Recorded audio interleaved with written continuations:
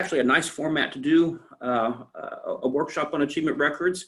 It is my understanding that Megan is also recording this, so we can use this for future reference as well.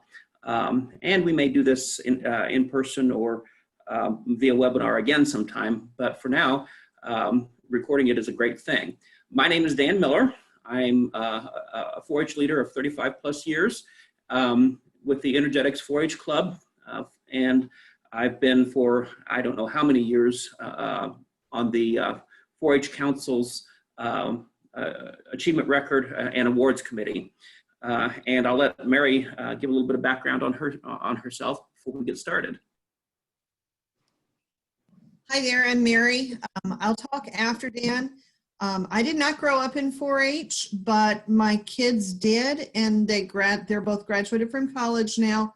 I love achievement records and the time that it takes to put on those, because it can help with scholarship applications, and it can help work on some record keeping skills that can help with college and beyond.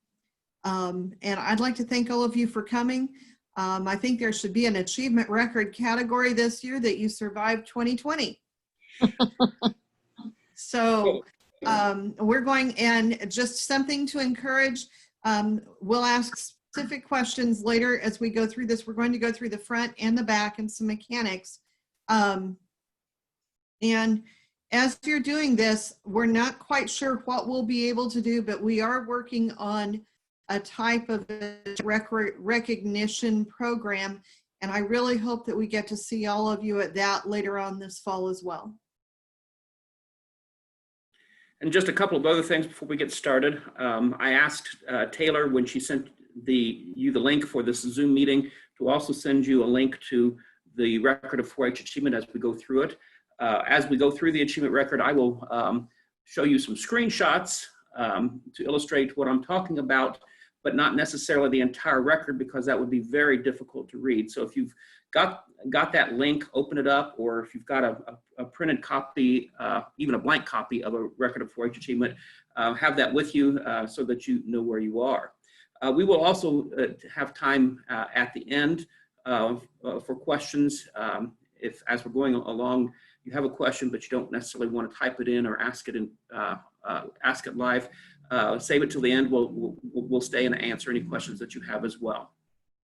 So let's get started.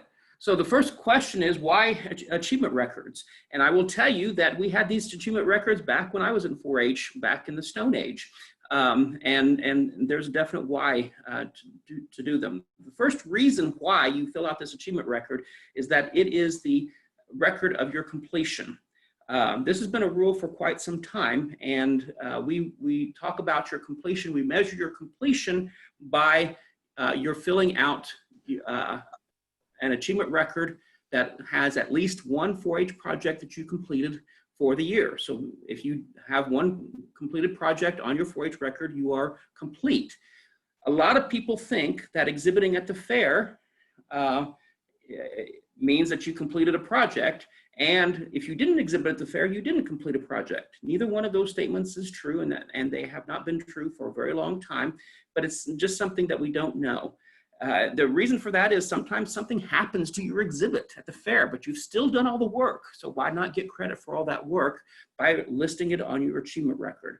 And this year, when we had a virtual fair, and it certainly was much more cumbersome to get a 4-H project exhibited in a virtual manner, maybe you didn't exhibit all of your projects. You can still complete them by showing on your achievement record that you did the work in your project.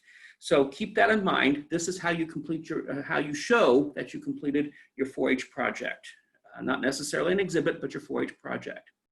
The second reason is that for filling out these achievement records is that Vanderbilt County is very lucky. We give lots of awards. Some of those awards are relatively minor, like a completion pin, but you know, hey, I still have all of my completion pins from 4-H, so they mean something.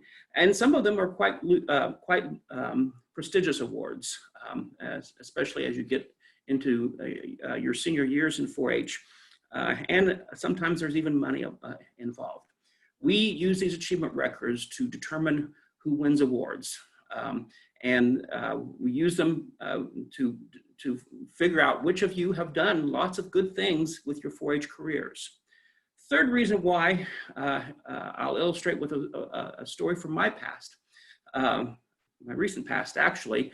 One of my advisors in college, whom I still correspond with, has retired. She was cleaning out her office, and she ran across a copy of my college application, and she sent it to me over the Christmas holidays.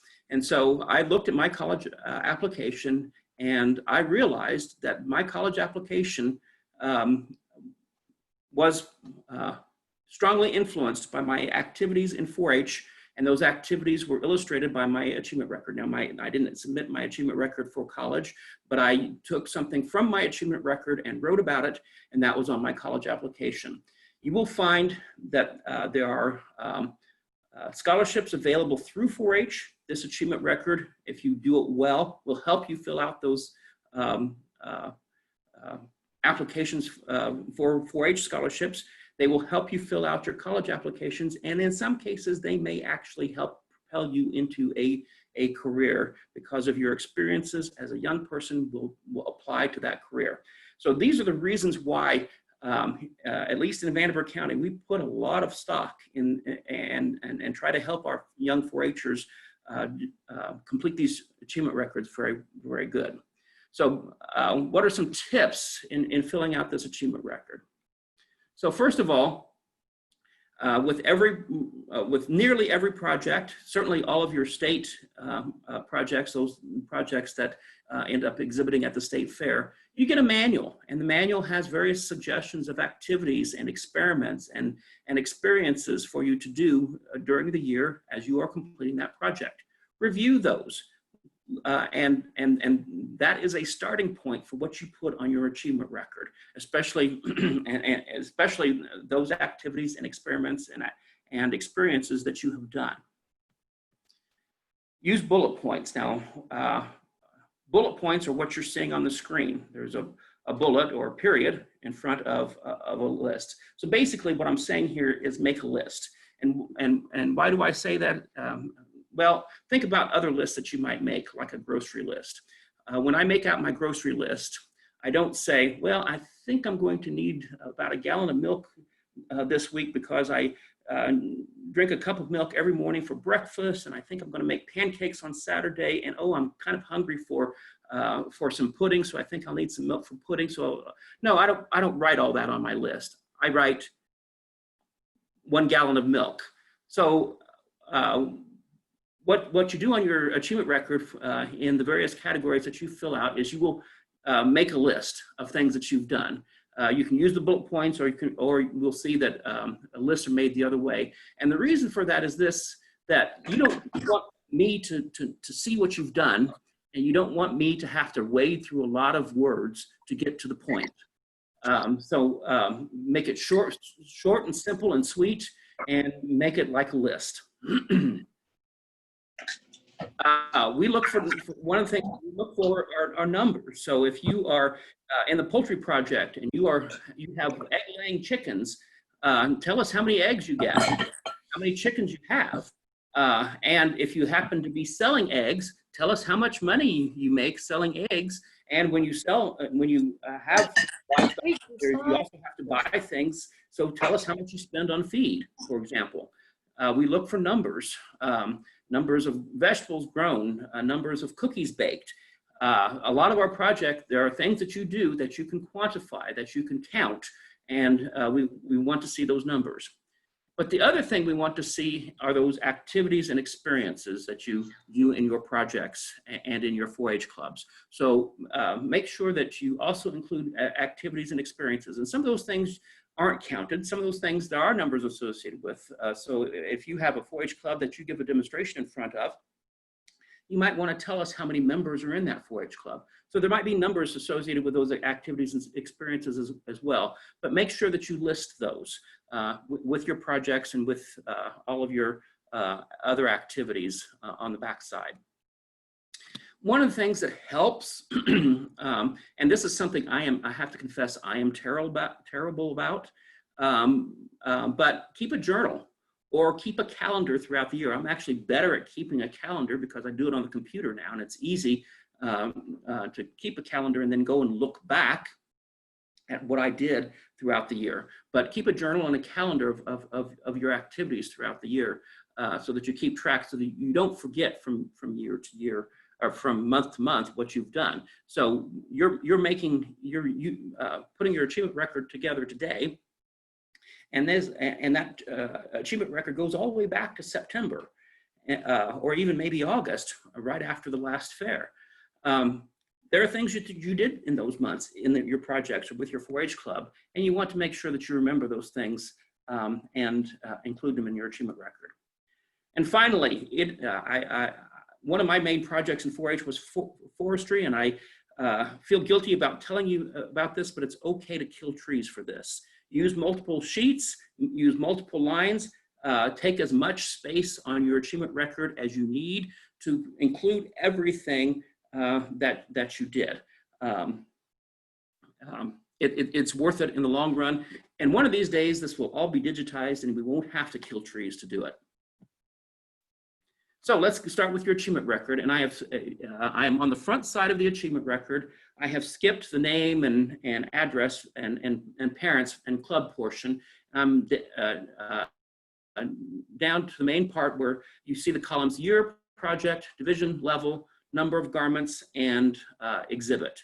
And so that's where I am on your achievement record. And let's take a look at what is important on that achievement record. So here I have a project, a garden project sample from an achievement record. And I'm starting, I don't have the year on here. I've left that off, but you have the project, you have the division level, and you have the important part is what you did in the project, the number of garments, dishes, articles, and animals. I don't like that title particularly. I would like to say what you did, but it gets the point across. And here you see an illustration of what I mean by a list. So you have a list of things that this 4-H'er grew in his garden or her garden. And you have a list with numbers of things that this 4-H'er harvested from his garden or her garden. So this is what you would expect to see with a garden project. It shows numbers, it's listed, and you will also see that it shows some experiences. So it gave a demonstration. He gave a demonstration on transplanting tomatoes. So that's an activity or an experience, and that goes in this case. So when I'm on the awards committee, I look for two things. I look for what things that talk about what the project. So you want to tell about the project, and the project is not necessarily the exhibit, but what you did throughout the year in that project. And so planting 12 tomato plants and 2 rows of beans, that's the project. I want to hear, if you are taking a project on goats, I want to hear about goats and things that you did with goats and the number of goats and baby goats and all those kinds of things, your activities with goats. And then the second thing that on the awards committee that I'm going to look for is your 4-H experience, the head, heart, hands, and health of it. So I'm going to look for things like demonstrations and community service and leadership and skill building. So that demonstration tells me two things. You're giving your skill building and you're showing some leadership, participation in that garden contest. One of the things that I might look for in this project, and this is only this individual's first year, but you know, he grew too many squash. If he donated some of those extra squash to the food pantry, I would like to see that here. Now, there are some leaders who are probably pulling their hair out right now because there's a place for those kinds of experiences on the opposite side of this record that Mary is going to talk about. There's a place for public speaking, so that demonstration goes there.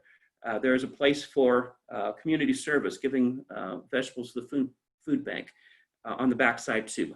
That is okay, because I think you need to have that both places. If your garden is a source of your community service, I want to see it with your garden project as well, so I don't miss it when I'm looking at your garden, looking at you for a garden award. And then you see that fourth column there, and that's your exhibit column. And one of the things that's neat about garden is that you can have more than one exhibit. Foods, clothing is like that. Clothing, you can also have more than one exhibit. You can have a wearable product that you exhibit and a non-wearable product that you exhibit. So you can exhibit two ways in garden. You can in clothing, and numerous ways in the garden project. And so you list every exhibit. Now, I left off here two columns. One is the exhibit placing, and the last column is the record grade. So the exhibits and your placing, that's important. You want to, for your purposes, remember where you exhibited and what ribbon you got. And that's okay, but I left it off here because on the awards committee, we're not going to look at that. We're going to look at, we're not going to look at what you got at the fair. We're going to look at what you did in the project. And then that last column is a column that you do not have to worry about. It's the column that your leader worries about, and that is the record grade. Basically, if you were to get your old records back this year from the office, you would see that someone has, that your leader has marked in that column some kind of notation that you have completed the project, and probably your leader's initials there. So let's look at another type of project that is not so numbers oriented, and this is a computer project. This is actually from an actual record some years back, and you can see that with computers, it's not so much about numbers. It's about activities and experiences with your computer. But you can see again, some of the things that are noted here. We're not writing complete sentences, we're listing. So developed a notebook, gave a demonstration, selected parts to build a computer, attended a computer workshop, participated in computer teardown workshop, taught grandmother how to use a tablet PC, and so forth. So all those things, those experiences. One of the things that I would also want to look at is how many of those experiences correspond to what is in the computer manual, those activities in the computer manual as well. Because I would hope that, that those activities, one, are done, and then that they're reported on the achievement record as well. You will also see the things that satisfy the head, heart, hands, and health. So teaching grandma how to use a tablet PC and the internet. Okay, if his grandmother is in the same generation as my mother, that is really significant. There's a steep learning curve there, and that's that service. It may not be community service, but it's certainly personal and certainly service as well as leadership. Let's see. Trying to think. Oh, I thought I saw that I gave a demonstration on how to build your own PC, a personal computer. So, and he gave it a number of different places. So, again, I'm looking for development of your expertise in your project, as well as how you're using that to further the goals of 4-H, the head, heart, hands, and health. Okay, and every project gets a spot on the front side of the achievement record. Make sure that you use enough space, and you can use more than one page. I know in some cases, in some of the advanced senior projects, they use pages, 1 or 2 pages for their for a single project, and that is okay. Make sure that you take up enough space and time to give a complete workshop and include all of your projects. Finally, at some point at the end of all of your projects, or if you, it would be better actually at the beginning, please put on the form before this year's projects or just after this year's project, the grade that you completed. So completed grade 4 for one of these individuals. There's a reason for that. I can tell your age by your date of birth.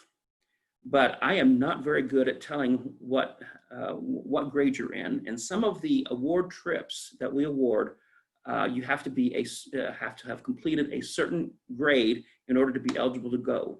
And if you don't put that on your achievement record, I am very likely to get that wrong. I've gotten it wrong in the past with some of our kids. And so just to help us do this, please put the grade that you completed on the achievement record.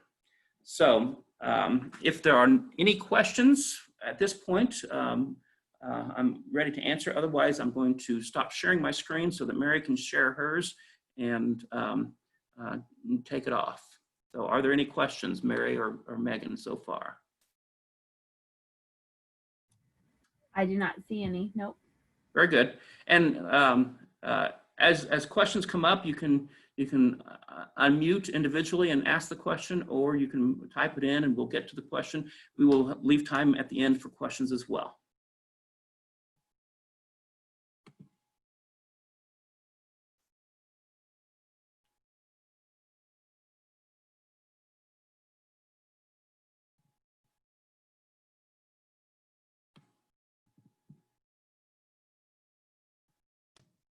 Thank you for your patience. Are you able to see my screen? Yes. Okay. Okay, and you can also hear me then.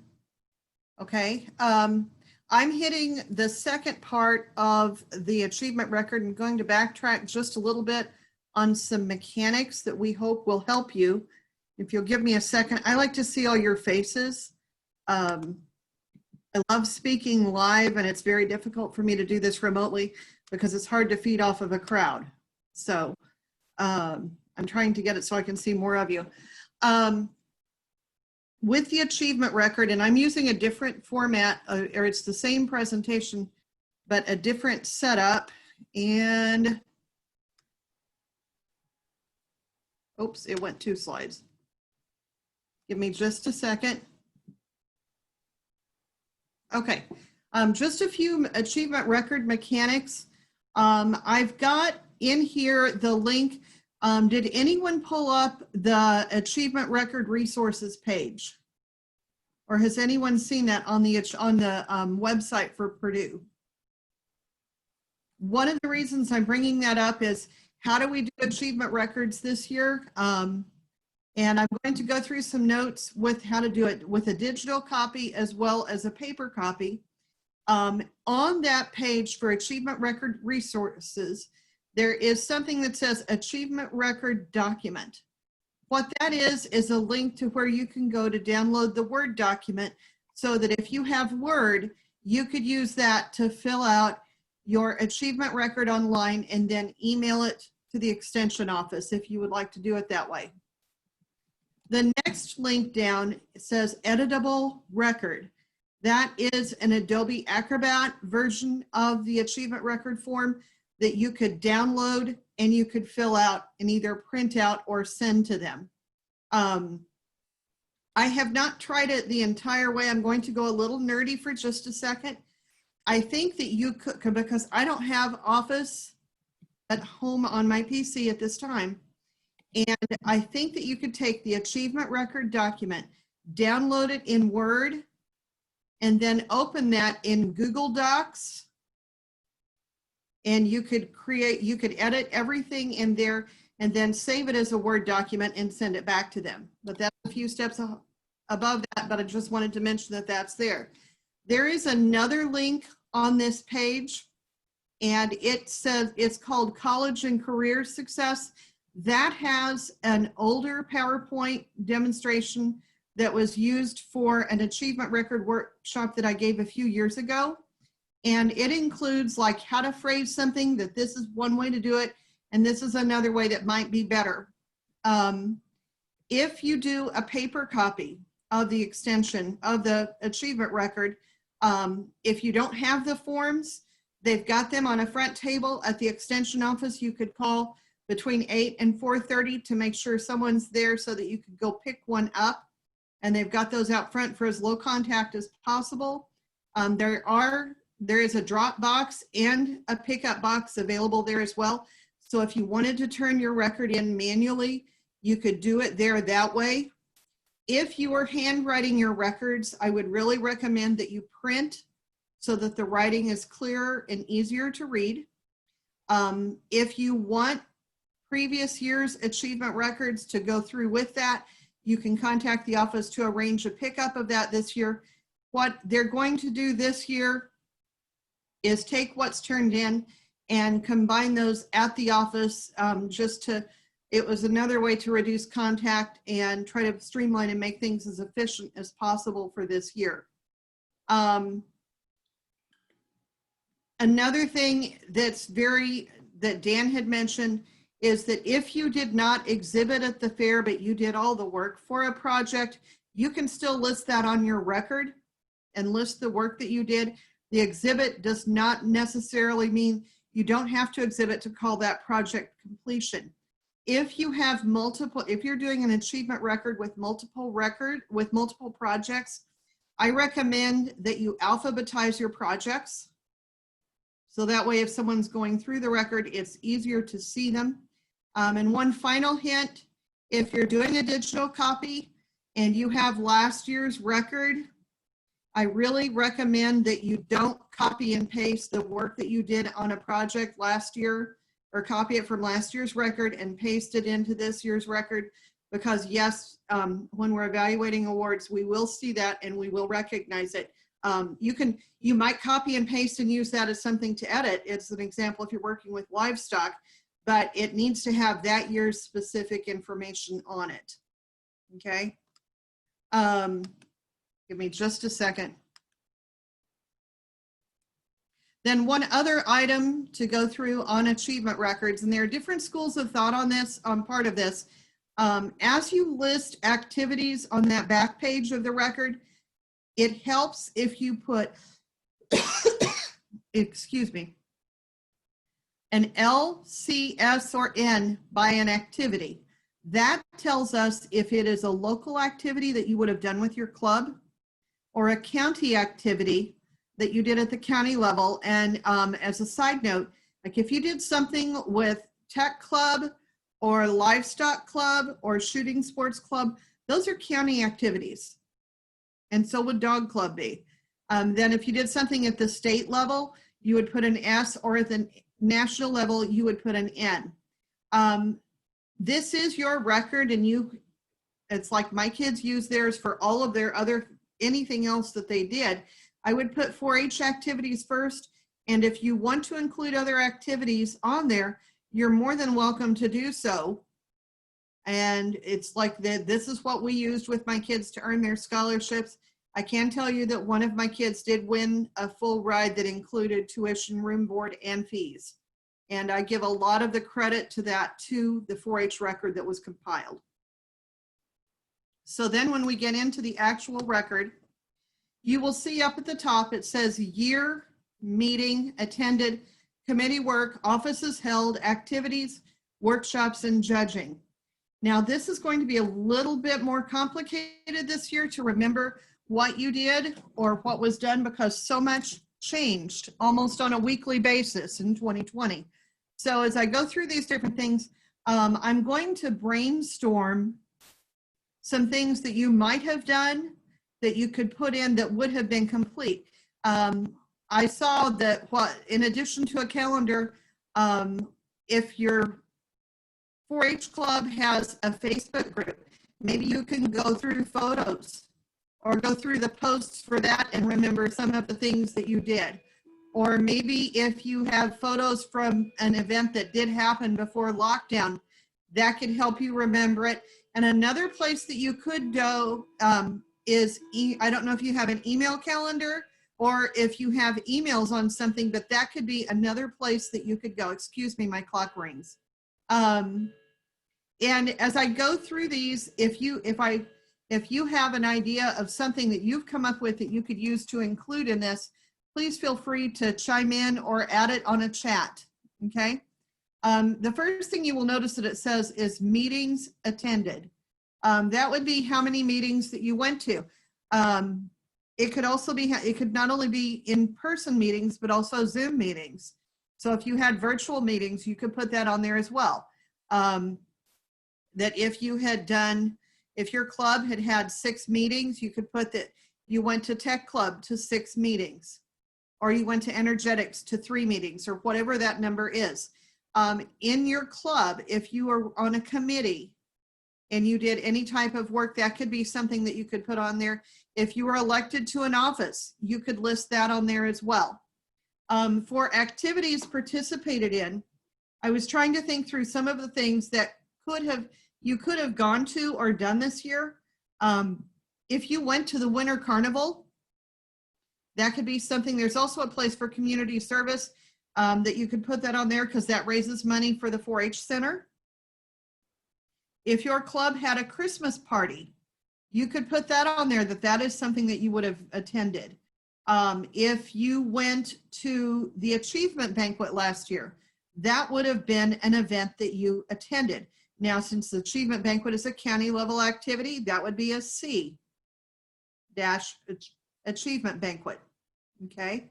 Under workshops attended, since you haven't turned that in yet, if this is the only workshop that you have attended this year, you could put C-Achievement Record Workshop.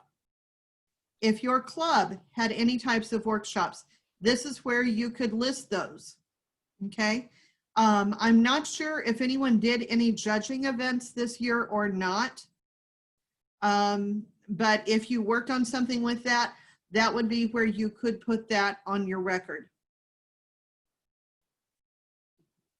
This is an example under those headings of some things that someone could have done.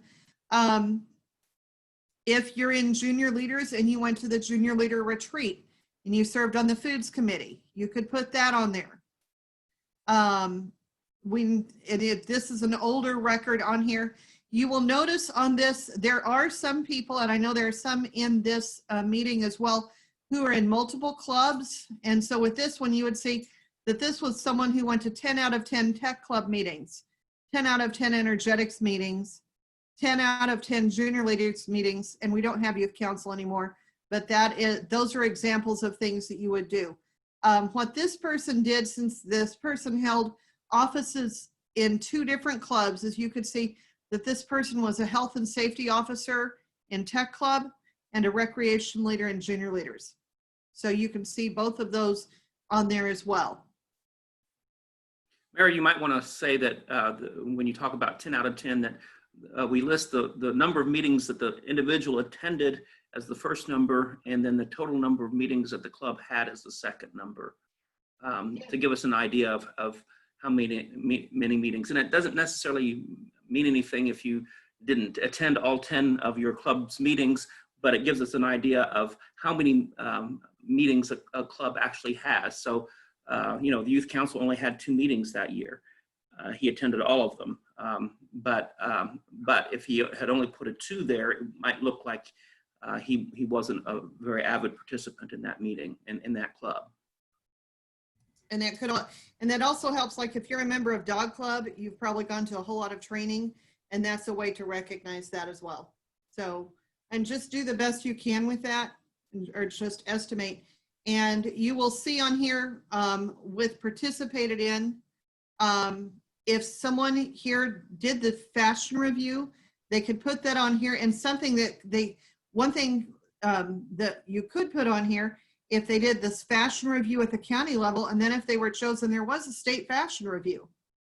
So you could still have a state fashion review. You will see, and this person should have put on here, like, although it said junior leader retreat, C-junior leader retreat, and then the different clubs' Christmas parties and the different winter carnival trees. So those are some ideas of things. You will notice on workshops attended. Now, if you attended a virtual workshop this summer related to dogs, or you did something at the state level, you could still have a state workshop on there. You could also have local ones and county ones, depending on your club and what was different things that they did. So one of the examples of a state 4-H workshop is and I know that there are some people on this meeting who attended the 4-H Academy, and it was held virtually this year instead of in person.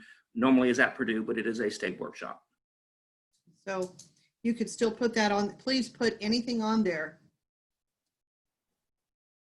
Judging events, like we said, that's a little bit more difficult to do this year, but if you would have done that, that's something that you could put on there. Okay, then we get to the bottom half of that second page.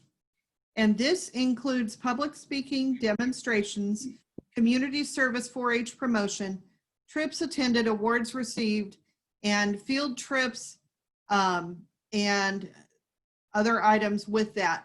So as we look at this, public speaking might be a little bit more challenging in some ways this year, but if you attended, oh, I don't know how I did that. So if you attended the state, if you participated in the speech contest, you could still have that on there as far as a county activity, or if you'd gone to the state fair, you could have that on there. Something else I was thinking about, if you led the pledge at a virtual meeting, this is a place this year that you could put that on there, because speaking in a Zoom meeting it's definitely a communication method that's a little bit different, and that would be something worth documenting if you can remember if you did that. So you will see some different items on there with that. Okay. So one of the questions that we have in the chat, Mary, and I hope you can hear me because I'm having some trouble Yes. Hearing you, but the question was, can we put what we did in the community? So if you go back, to that speech and demonstration, you have an entry there for an Optimus speech contest. That's not a 4-H contest. It is, he lists the Optimus speech contest, and his title is Citizenship After 9/11. That shows you how old this entry is. But the awards that we give is in public speaking. And so if you are speaking outside of 4-H as well as in 4-H, that other public speaking experience also comes in and is something that we want to consider when we're selecting those public speaking and demonstration awards. And just to add to that, of course, we give more credit to the 4-H experience, but as an example as well, like on community service, if you did a community service project that earned your Eagle Scout, it's okay to put that on here. This is your record, you own it. Some people may not do that, but it's perfectly, it's like that. It's a way to give more balance to your to everything that you do. And this is also a way through 4-H that we're trying very hard to be inclusive and to recognize that you do things in other parts of your life as well. And we want to recognize that. So, or at least we want that, because we're interested in the whole person. So you can see here with community service, there are L's by certain items on here, like sang Christmas carols at nursing homes. C, donated household items to Habitat. This is really a key part where that L, C, S, and N can really help, because you could donate things to Habitat for Humanity. And if you don't have that C on there, how do I know that you didn't just happen to drop something off? And this is a way that we can see where you would have done that. You could mention on there that you did this with this club, folded clothes at the PTA clothing bank, fasted in a 30-hour famine with junior leaders. There are not as many items with this year. If you were in a 4-H club that sang Christmas carols at Christmas, that's community service, and that might be something that you have this year. You can see, now this is getting a little extreme. Carried a 4-H cooler to where you work 23 times. You know, if you're a first-year member, that's really neat. But if you wanted to, or that could be neat, but that's something you could put on here. One thing I thought of that you could do for 4-H, might have done for 4-H promotion this year, is we had all of the virtual fair videos. And if you invited someone to see one of those virtual fair videos that was new to the program, or you showed it to a friend, that's 4-H promotion. If you invited a friend to attend a workshop with you and that friend was not in 4-H, that is 4-H promotion. Okay. But if you look at these two examples, you might be able to see that the second one, well, I like it better with the L's, the C's, and so forth, but you can still see on the other one, collected party favors for nursing home, collected for UNICEF. I don't know if you did that with brownies. I don't know if you did that with your school. Planted flowers at the 4-H center. Someone might still have done something like this. Made Christmas decorations for the winter carnival. That's definitely a 4-H activity. If you helped or volunteered in any way at the Extension Homemakers Craft Fair last year, that would be something that you would be able to put down that you did this year. Doing something at church, you're welcome to put that on there, but just bear in mind, but at least in this case, you can see that the 4-H activities came first and someone could put something else after that. Displaying a poster, if you put up a poster. If you knew of a 4-H workshop and you invited other people to come to it, that is 4-H promotion. Trips attended is a little bit more interesting this year because you might have, what do they call 4-H Congress now? Does it have a different name? I forget what it is. State 4-H Leadership Summit. Okay, if you went to the state leadership 4-H workshop, hang on. Can you hear me? Yes, yes. Okay, for some reason it said that I was muted and I was trying to figure out what's going on. But that would be something that you might have still been able to go to this year as a trip. Yeah, it was in, I think, early November Okay. in Cookville, Indiana. If you received awards in 4-H last year, like your 5th year pin or whatever year, you could include that on here. Any awards that you received, that's a place that you could put them. When Dan talked about putting your grade level on here, another reason why that's helpful is that we do have like a Farm Bureau Achievement Award, but you have to be in a certain grade to have earned that.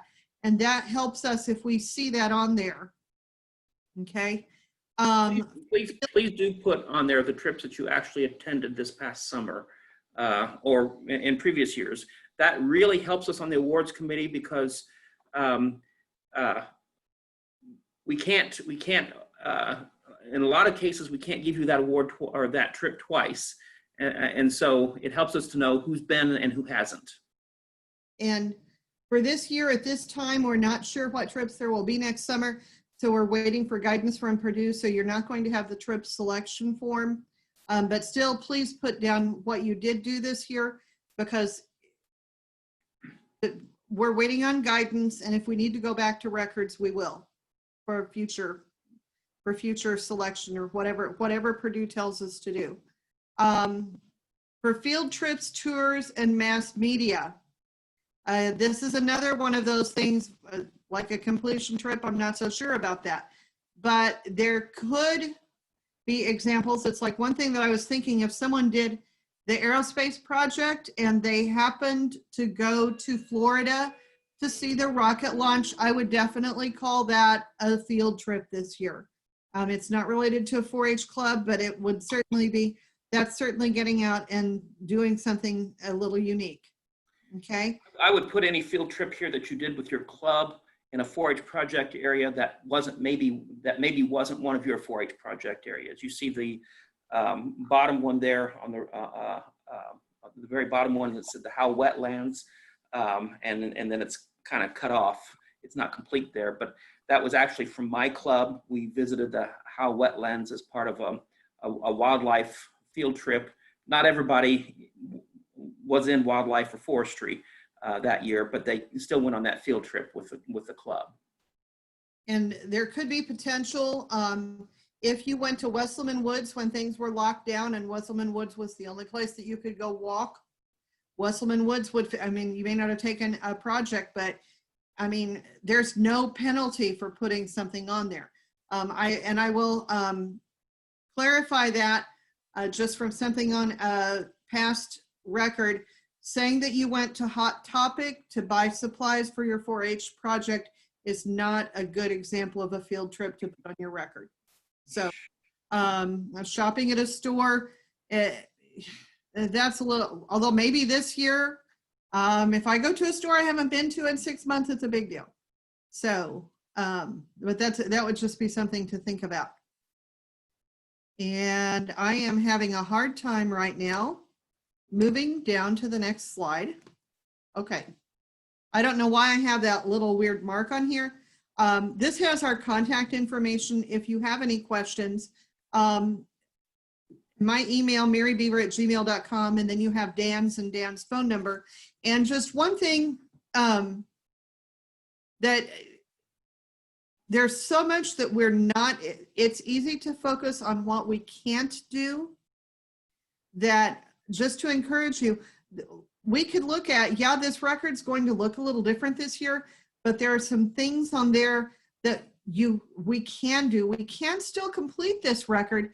And honestly, there are times in life that completing and getting it done to this point, this is a life lesson, and it's an experience in perseverance, that this is one more way to, maybe this is a way we can check 2020 off and 2021 will be a better year. And one thing, just as an encouragement, that I say with my grandsons this year, is just a little thing. Whenever there's something that we can't do, we made up a little like ditty, and we say, Rona Corona, Rona Corona, thank you, Rona Corona. We can't do this, but we can do that. You can't steal our fun. So as you're doing this, just please hang in there and keep going. I don't know what all of 2020 was preparing us for, but you're getting some really good life skills that will help you in the future. And it's just, our world will change very dramatically in many different ways after this experience. And I have every faith that 4-H learned by doing is also lead by doing.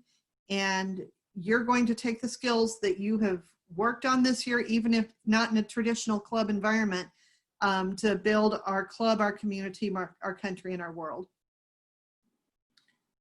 So Mary, there's one question that we haven't covered out loud. I've typed in a response in the chat. The question is this: can you expand the input area on the form? And from a technical standpoint, as far as completing that achievement record, as far as I'm concerned, yes, you can, yes, as long as you expand it vertically and not horizontally, so that it still occupies the same space on the page so that we can find it. Technically, I'm not sure how you expand that area on the form. I know that when you use the record of 4-H achievements in Word, that it may not, each individual cell may expand as long as you keep typing things in it in Word. But I'm not up on the technical aspect of that. So Mary, anything about that you want to address? I used to do ours in Word, and the thing to remember with Word is you're using it as a Word table, okay? So as you're using it as a Word table, then it does expand the entire row and not just that one individual part. And that's as far as the front of the record. You can do that on the back side as well. It may make all of the rows a little bit off. And what I used to do was I would go into the columns and I might select a table has rows, it has columns, and where the row and column intersect is called a cell. You could select 2 cells and merge those into one. And that's something that I used to do sometimes on the back page of the record. I don't know in Adobe Acrobat, I don't think you would probably have that flexibility, but I've not tried it. You might be able to do it in Google Docs, but I generally find Google Docs tables do not play well with others. And I haven't learned it that specifically. If you needed help with that, you could message me and I'd be glad to try, but I'm not sure. I have a question. Yes. Do you want them to put employment on here as well? When they have jobs? Usually, no.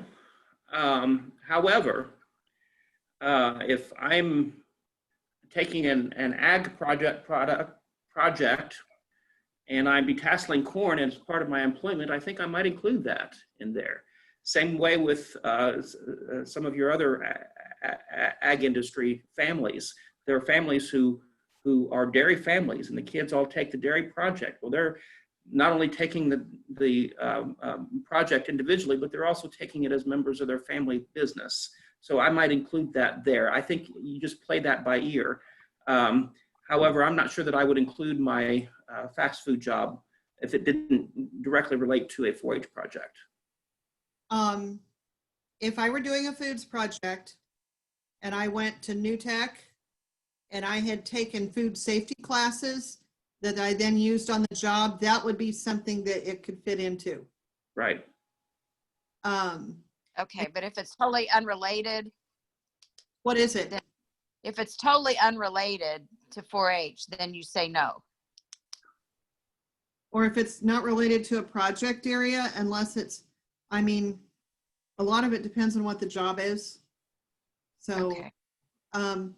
Now one thing with that on the front page of the records, that there are times that we really do go through those records item by item if we're trying to give a county award to figure out who to give it to. And I'll give the most extreme example in 15 years of reading achievement records. We were trying to figure out with twins, which one of them would get a certain livestock award. And as twins, they had a lot of the same experiences. And we literally went through 10 years of records, and one of them had an experience that he had helped deliver a calf that died. And that was the one experience that he had that the other one didn't. And that's what won the award. And that's where if you have, and I would never want, I mean, we never want anyone to have that type of bad experience. But my point is, if you have a specific, unique experience, that would be a place that you could put it. And the reality is, we're not going to penalize you for putting it there. We just will ignore it if it doesn't apply. Okay. But if you're trying to get a record for college, if you've got someone who is working 30 hours a week and maintaining honor roll and engaged in 4-H, if you want to put on there that they did this for financial reasons or something like that, that might be I mean, we may not look at that, but that could be something that could be part of a very compelling story for college scholarships. Okay.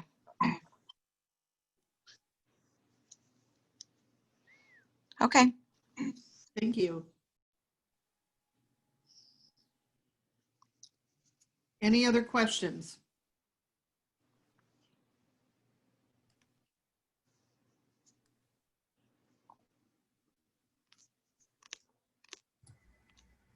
I just want to say thank you so much to Mary and Dan for leading this workshop, and I'm sure everyone learned a lot. And achievement records are due September 21st, so be sure to turn those into our office. And is everybody clear on how to turn them in? Oh, we have a new message. Hang on.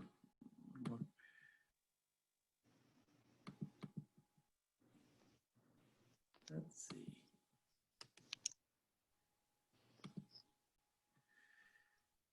Okay, no, there's no questions. So thank you.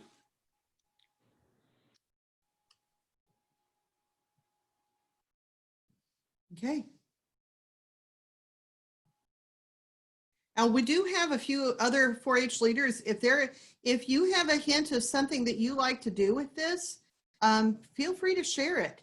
So 4-H is all about collaboration.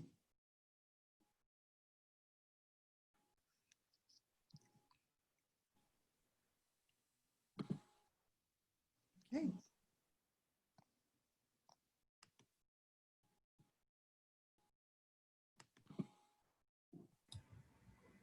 Thank you, Mary and Dan.